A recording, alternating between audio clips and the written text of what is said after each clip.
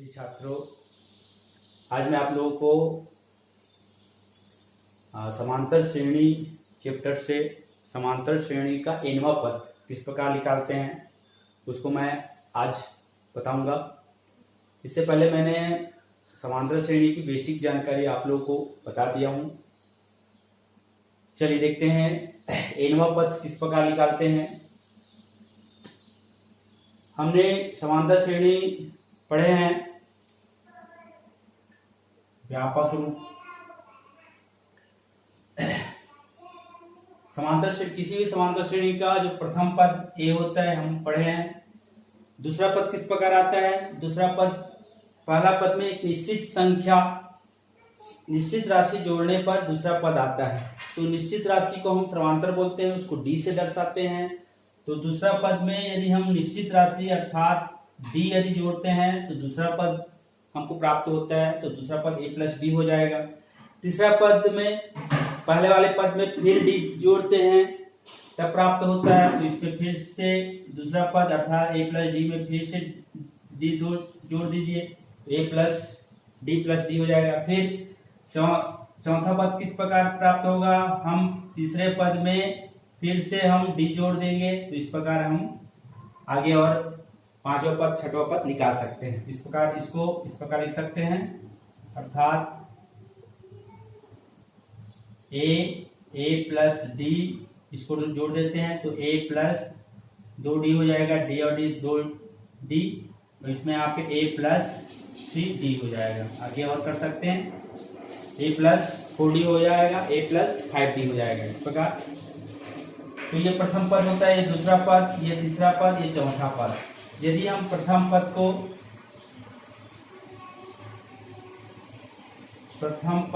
a1 से भी दर्शाते हैं तो a1 बराबर 1 लिख सकते हैं।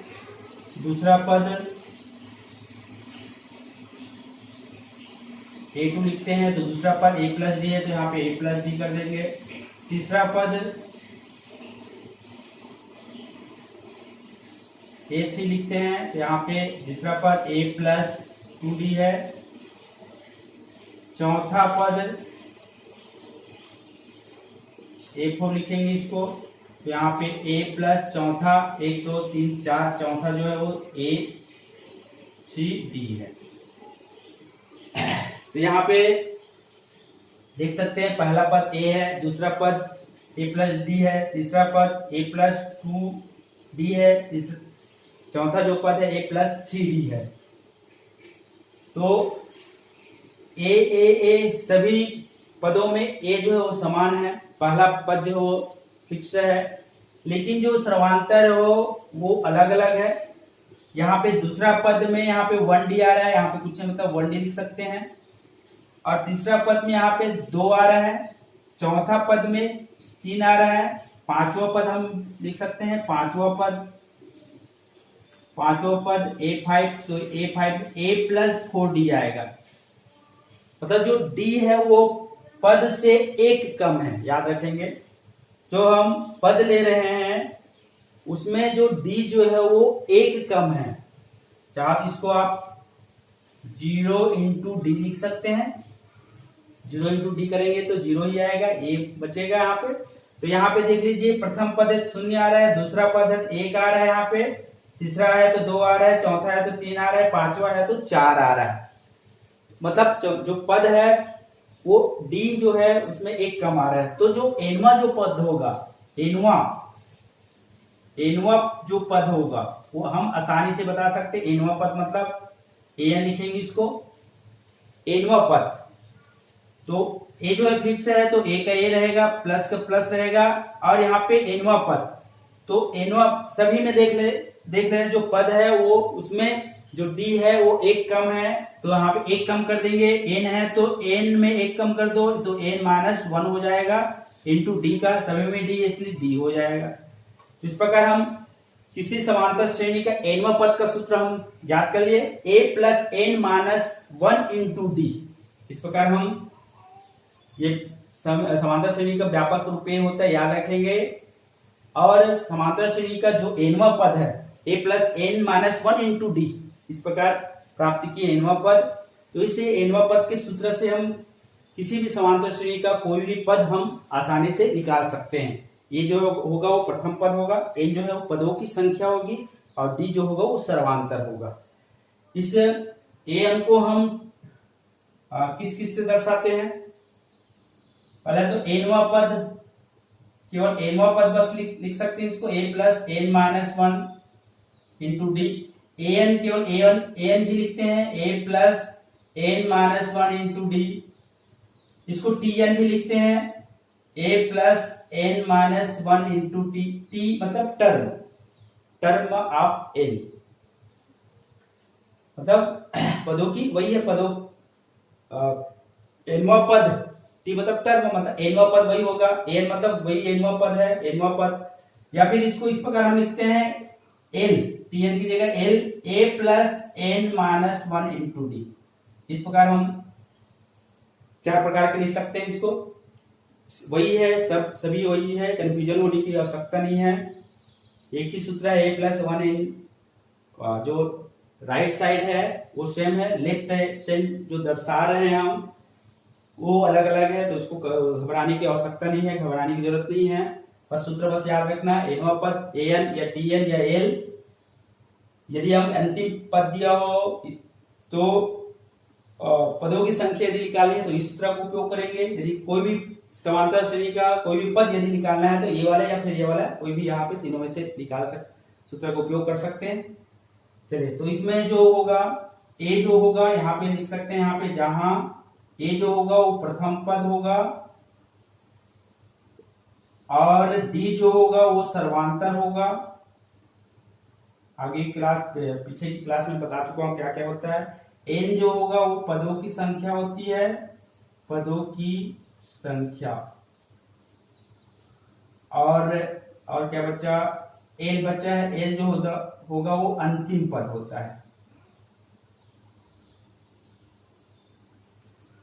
तो यहाँ याद रखेंगे सूत्र, एनवा पद बराबर होता है A plus N minus one into D. आसानी सूत्र याद हो जाएगा। या फिर एल बराबर होता है A plus one minus N minus one into D. तो ए जो होगा वो प्रथम पद होगा, डी जो होगा वो सर्वांतर होगा, एन जो होगा वो पदों की संख्या होगा और जो एल होगा, इस सूत्र का उपयोग हम यहाँ पे नहीं करेंगे। जब अंतिम पद दिया हो और पदों की संख्या निकालनी है तब हम इस सूत्र का उपयोग करेंगे। एल जो होगा वो अंतिम पद होगा। चलिए, अब एग्जाम्पल से समझते हैं इसको।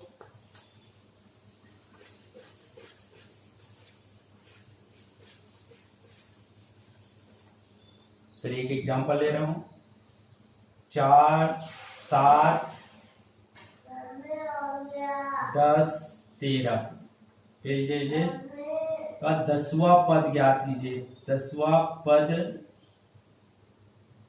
ज्ञात कीजिए। ये समांतर श्रेणी है।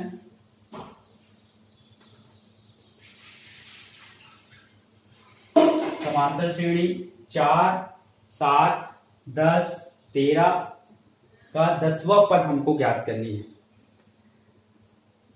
चलिए, हम ऐसे याद कर सकते हैं। 10वां पद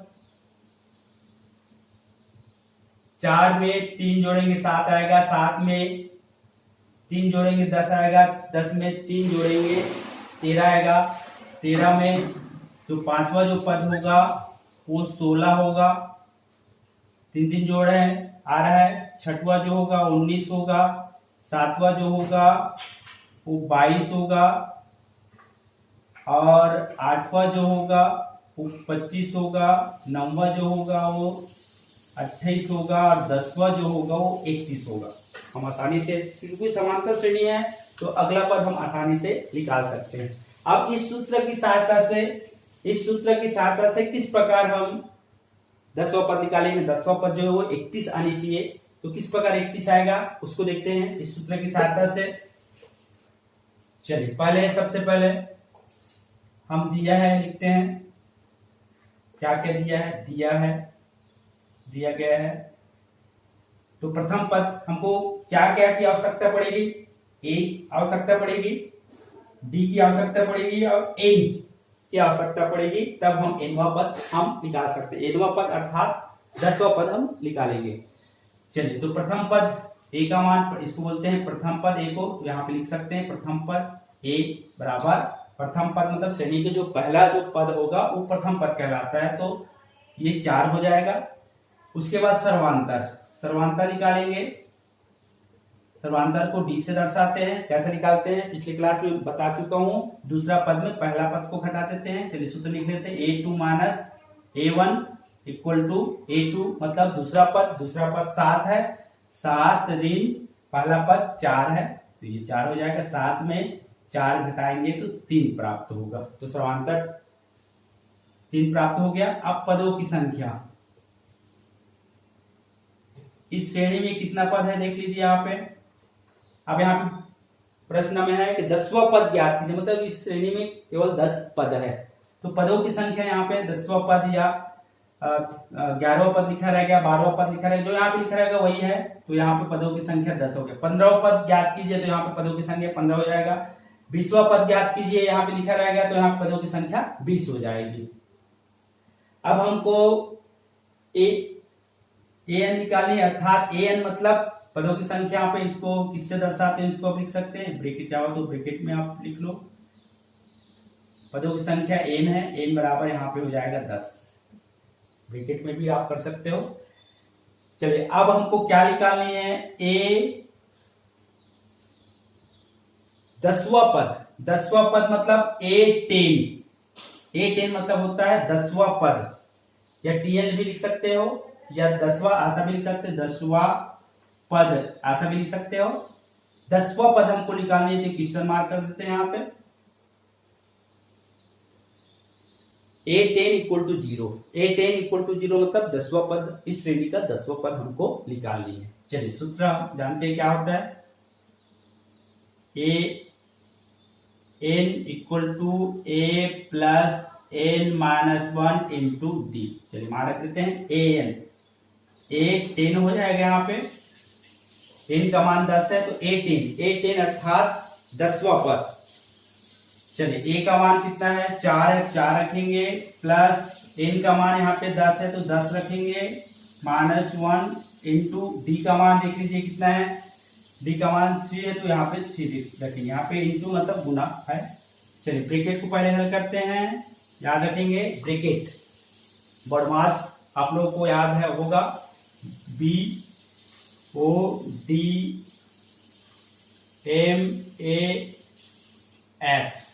बॉडमास। यहाँ पे सबसे पहले हम जब संक्रियाएं करते हैं, एक से अधिक संक्रिया होती है या पुस्तक का उपयोग किसी सवालों में होता है, तो सबसे पहले हम ब्रैकेट का यूज करते हैं। ब्रैकेट में जो भी संक्रियाएं हैं उसको हम सॉल्व करेंगे, जैसे बी ब्रैकेट, तो ब्रैकेट को पहले हम हल करेंगे, तो ब्रैकेट में क्या है, 10 में 1 घटाएंगे 9 होगा, इंटू गुना का चिन्ह लगा देते हैं 3 होगा।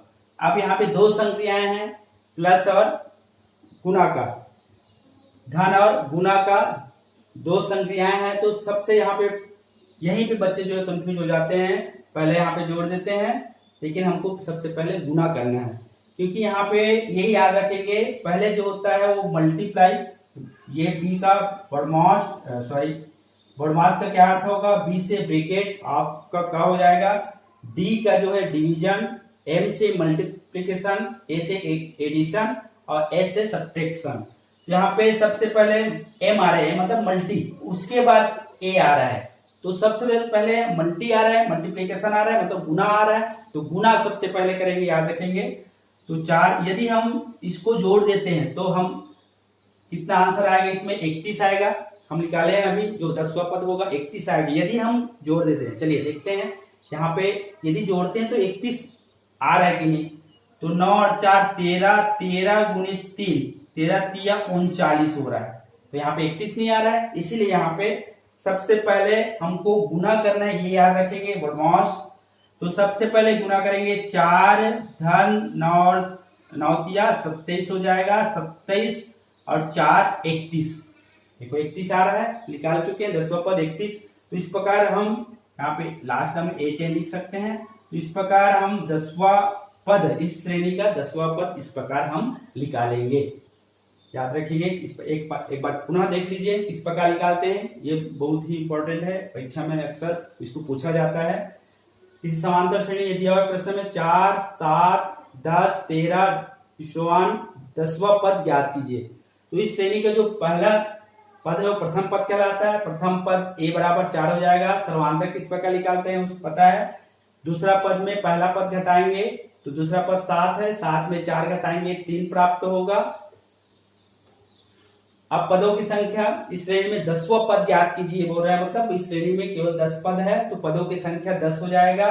A10 हमको 10वां पद निकालना है, मतलब A10 निकालना है, A10 निकालना है तो एक क्वेश्चन मार्क कर देंगे। अब सूत्र हम जानते हैं an बराबर होता है a plus n minus 1 into D. तो A10 हो जाएगा इक्वल टू 4 प्लस n की जगह यहाँ पे a के स्थान पे 4 रखेंगे, n की जगह यहाँ पे 10 रखेंगे, ऋण 1 इंटू डी के स्थान पे 3 रखेंगे, 3 हो गया। फिर ब्रैकेट के पहले सॉल्व करेंगे, 10 में 1 घटाएंगे 9 प्राप्त होगा। 4 धन 9 गुणित 3। तो सबसे पहले हमको गुना करनी है तो 9 तिया 27 होगा, 27 में 4 जोड़ेंगे 31 प्राप्त होगा। इस प्रकार हम किसी समांतर श्रेणी का nवां पद किस प्रकार निकालते हैं, इसमें इस सवाल में 10वां पद किस प्रकार निकाले हैं वो देखे हैं। चलिए एक और एग्जांपल मैं आप लोगों को समझाता हूं। इसमें आप लोगों को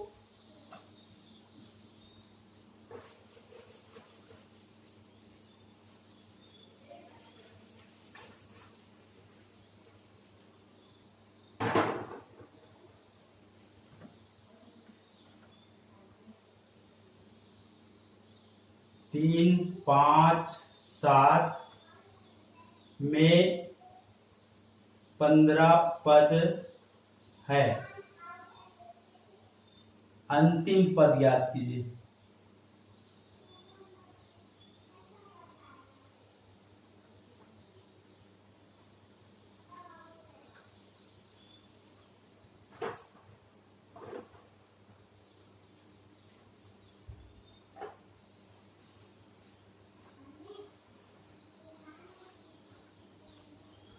चलिए एक सवाल देखते हैं। समांतर से 3, 5, 7 में 15 पद है, अंतिम पद ज्ञात कीजिए। इसमें देख लीजिए कौन सूत्र का उपयोग करेंगे। अंतिम पद ज्ञात कीजिए मतलब यहाँ पे एल वाली, एल मतलब लास्ट, इसको इसे अंतिम मतलब होता है, इंग्लिश में लास्ट बोलते हैं इसको अंतिम में, इसलिए एल से दर्शाते हैं। L equal to A plus N minus 1 into D. तो हम इस सूत्र का उपयोग करेंगे, अंतिम पद ज्ञात कीजिए, तो ए वाली सूत्र। चलिए पहले क्या कह दिया है, हल ए बराबर दिया हुआ है, प्रथम पद 3d निकाल लेते हैं। दूसरा पद में पहला पद घटाएंगे, दूसरा पद जो है वो 5 है, 5 माइनस 3 इक्वल टू 2 प्राप्त होगा। अब यहाँ पे में 15 पद है, मतलब इस श्रेणी में केवल 15 पद है, पदों की संख्या यहाँ पे हो जाएगी n मतलब पदों की संख्या 15 है। हमको a निकालनी है, अंतिम पद मतलब n हमको निकालनी है, जो निकालनी है उसको क्वेश्चन मार्क कर दीजिए। चलो सूत्र हम जानते हैं क्या होता है, l equal to a plus n minus 1 into D. चलिए l निकालनी है हमको, a का मान रखेंगे, a का मान 3 है तो 3 हो जाएगा, प्लस n के स्थान में 15 रखेंगे, 15 ऋण 1 इंटू डी का मान निकाले हैं, ये 2 है तो 2 हो जाएगा। चलिए बहुत ही आसान है। चलिए पहले ब्रैकेट का हल करते हैं, 3 का 3 रहेगा, प्लस 15 में 1 घटाएंगे 14 आएगा, ये 14 गुना का चिन्ह लगा देंगे यहाँ, और यहाँ पे 2 का 2 हो जाएगा। सबसे पहले गुना की क्रिया करेंगे तो 3 का 3 हो जाएगा, 3 प्लस 14 दूनी 28 हो जाएगा, और 28 में 3 जोड़ेंगे तो 31, इसमें भी 31 प्राप्त हो रही है, तो अंतिम जो पद होगा वो 31 होगा। विषम संख्या है, विषम 15वां पद निकाल रहे हैं तो निश्चित रूप से 31वां जो होगा वो अंतिम पद होगा। तो इस प्रकार हम जब पदों की संख्या दिया हो तब हम अंतिम पद इस प्रकार निकालते हैं, तो आसानी से हम निकाल सकते हैं। चलिए एक और एग्जांपल। अब पदों की संख्या, तो अंतिम पद किस प्रकार निकालते हैं वो हो गया। अब पदों की संख्या जस्ट अब अंतिम पद दिया हो, उल्टा जस्ट इस सवाल को उल्टा होगा। अब यहाँ पे पदों की संख्या, इसमें पदों की संख्या दिया था, अब इसमें हमको अगला सवाल में पदों की संख्या निकालनी है, अंतिम पद दिया रहेगा।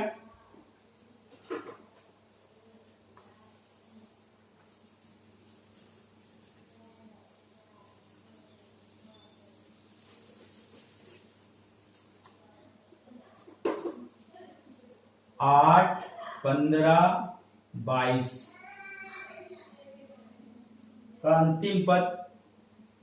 का अंतिम पद 218 है। पदों की संख्या ज्ञात कीजिए।